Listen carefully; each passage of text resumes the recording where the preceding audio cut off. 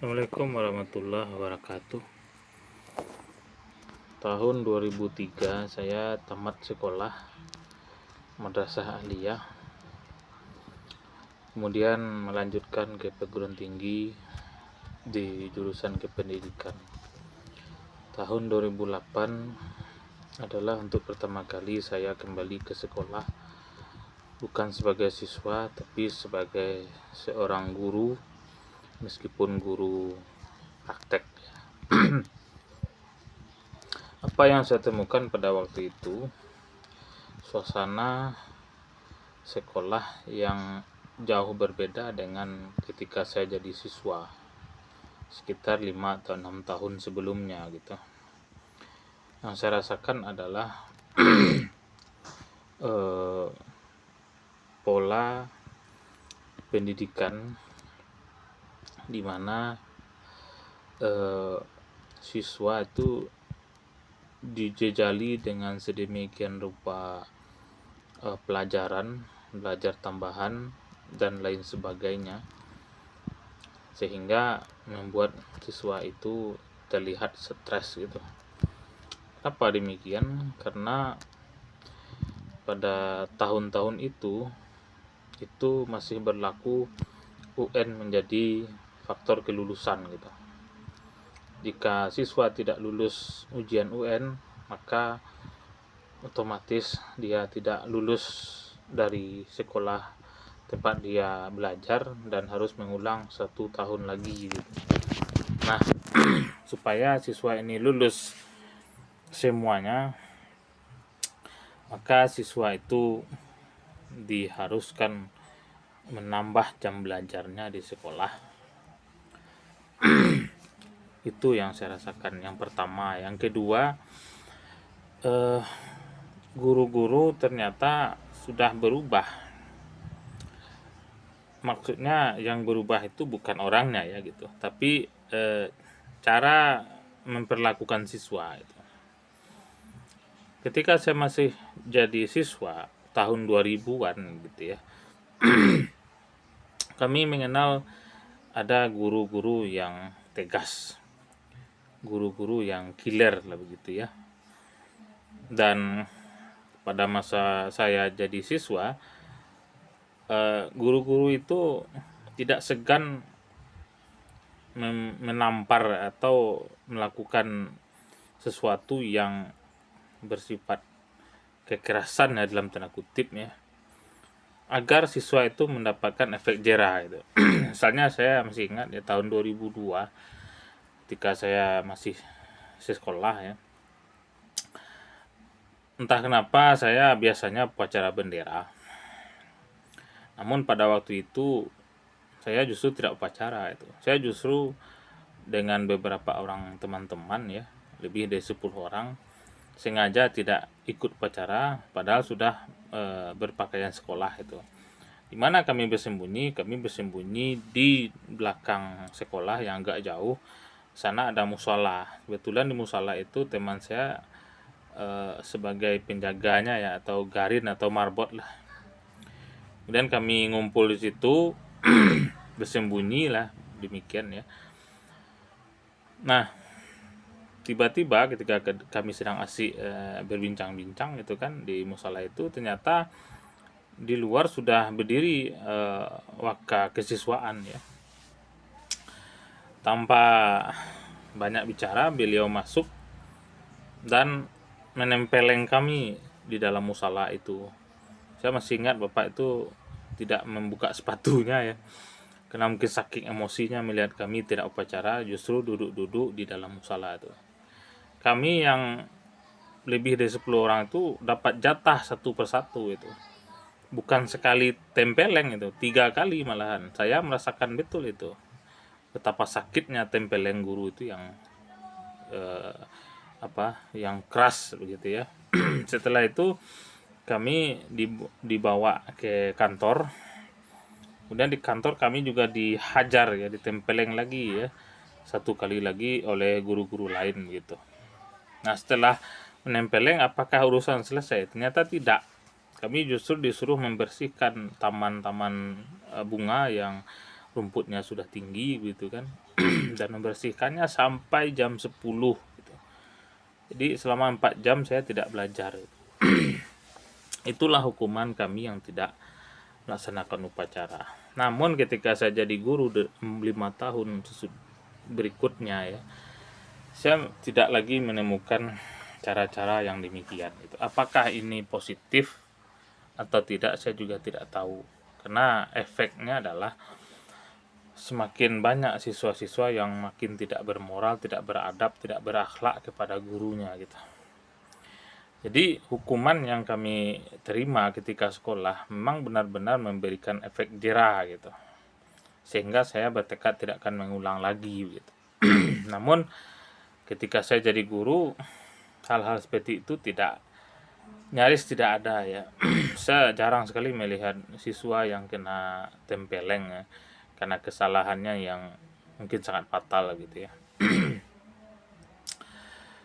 Nah, kemudian tahun 2011 saya diterima menjadi pegawai negeri sipil begitu ya, dan menjadi guru di salah satu sekolah di pesisir selatan.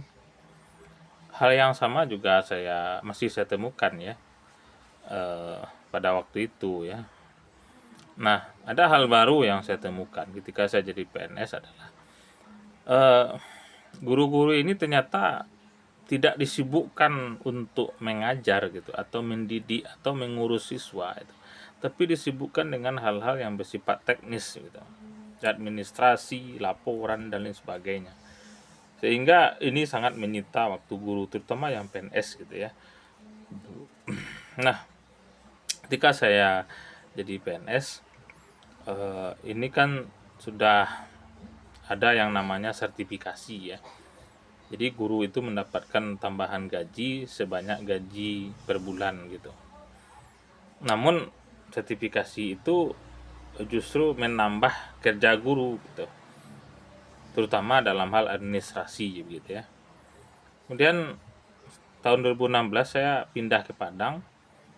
Hal yang lebih dahsyat lagi saya temukan itu sampai sekarang ya di Padang itu ya. Bahwasanya guru memang benar-benar waktunya tersita untuk administrasi gitu. Apalagi guru yang punya apa namanya jam tambahan ya. Itu lebih banyak lagi gitu. Apalagi guru itu punya jabatan juga di sekolah itu seperti bendahara, wakil kepala dan lain sebagainya gitu. Ini benar-benar menyita waktu guru itu bukan untuk hal-hal yang urusannya di dalam kelas, mendidik siswa, mengajar siswa dan lain sebagainya, tapi disibukkan dengan hal-hal yang bersifat teknis gitu. Bukan berarti hal-hal yang bersifat teknis itu tidak penting ya, itu juga penting. Namun kita ini kan bekerja itu kan punya skala prioritas ya. Apa tugas pokok kita gitu. Tugas penting, tugas wajib kita apa? Bukankah seorang guru itu tugas pokok dan wajibnya adalah mengajar dan mendidik siswa? Jadi fokusnya itu harus ke siswa gitu. Tapi ya apa mau dikata gitu ya. Sekarang guru itu disibukkan dengan hal-hal yang bersifat administrasi, terutama yang PNS dan sudah sertifikasi gitu. Saya jujur-jujur aja bilang sekarang ya gitu. Nah, apa kabar dengan mendidik anak bangsa gitu kan? Bagaimana siswa itu bermoral, beradab, berakhlak, tahu diri ya. Kalau bahasa Minangnya tahu dengan yang empat gitu kan, atau nanampe, mendaki, melereng, menurun, mendata. Itu boleh dibilang nyaris kalaupun ada ya guru yang masih peduli dengan karakter akhlak itu tidak banyak, dan sebagian besar waktunya bukan itu lagi gitu. Jadi saya menilai begini ya, pendidikan kita kok malah bukannya makin maju gitu ya, tapi malah makin mundur gitu. Ini pendapat saya pribadi ya, silahkan dibantah nanti di kolom komentar gitu ya. Jadi kalau semakin guru itu semakin disibukkan dengan hal-hal teknis gitu kan, waktunya benar-benar tersita gitu kan. Jadi kapan lagi guru itu pertama meningkatkan kualitas diri ya gitu kan. Yang kedua, kapan guru itu belajar bagaimana strategi mendidik anak dengan baik gitu. Karena begini ya, mendidik itu butuh yang namanya ilmu psikologi gitu ya. Bukan berarti guru itu kuliah psikologi, harus diwajibkan kuliah psikologi, bukan gitu ya. Tapi kita harus belajar juga bagaimana mendekati anak yang karakternya seperti ini, karakternya seperti itu. Anak ini kan beragam gitu, tidak sama itu. Misalnya anak dalam kelas itu ada 35 misalnya, atau 30. 30 siswa, 30 pula cara pendekatannya gitu. Selama ini kita hanya menjadikan anak itu sebagai apa ya? Bahan mentah yang kita olah menjadi satu bentuk itu. Bukan banyak bentuk, tapi satu bentuk gitu. Kita seperti menjadikan siswa itu benda mati gitu. Padahal kan benda hidup, karena makhluk hidup sama kayak kita gitu. Jadi kalau apa ya? Sebenarnya kalau boleh memilih ya, memperbaiki motor yang rusak itu lebih gampang daripada memperbaiki manusia yang sudah rusak. Karena anak itu latar belakangnya macam-macam ya. Taruhlah, oke lah misalnya anak itu yang semua atau sebagian besar siswa itu anak-anak yang terdidik di keluarganya begitu kan. Kita gampang itu mengarahkan siswa. Tapi kalau misalnya sebagian besar anak itu latar belakang dari keluarga broken home gitu, gimana cara kita mengatasinya gitu. Nah, semakin ke sini konsentrasi guru untuk pembentukan nilai dan karakter itu makin tidak jelas gitu ya. Oke lah guru BK ada gitu kan. Tapi apakah semua siswa itu bisa selesai dengan guru BK itu? Lagian guru BK itu di banyak sekolah tidak banyak ya. Padahal dalam ketentuannya satu orang guru BK itu maksimal itu menangani 150 siswa itu. Kalau di sekolah itu ada 1000 siswa, maka butuh sekitar 6 atau 7 guru BK itu. Sementara di banyak sekolah guru BK itu paling banyak mungkin 3 ya. Rata-rata 1 atau 2 itu. Harus menangani siswa yang jumlahnya sangat banyak itu. Tidak bisa selesai dengan guru BK itu. Jadi artinya apa? Semua guru itu harus punya bekal ilmu mendidik gitu. Ilmu psikologis saya bilang tadi ya. Taruhlah guru ini kan sebagian besar kan tamatan perguruan tinggi kependidikan ya kan. Dan mereka sudah belajar sedikit banyak tentang psikologi gitu kan. Gimana dengan guru-guru yang latar belakangnya bukan kependidikan gitu? Apakah mereka sudah diberikan pembekalan begitu kan sebelum mengajar? Kan enggak itu. Artinya apa? Ya memang saya setiap bikin narasi tentang pendidikan saya ujung-ujungnya memang kepada kualitas guru gitu ya. Bukan berarti ya, sekali lagi bukan berarti saya ini guru yang sudah berkualitas. Enggak, itu saya ini orang yang biasa aja, guru yang banyak kekurangan, banyak hal yang harus dipelajari begitu. Namun saya melihat ya dengan kacamata saya yang bodoh ini ya,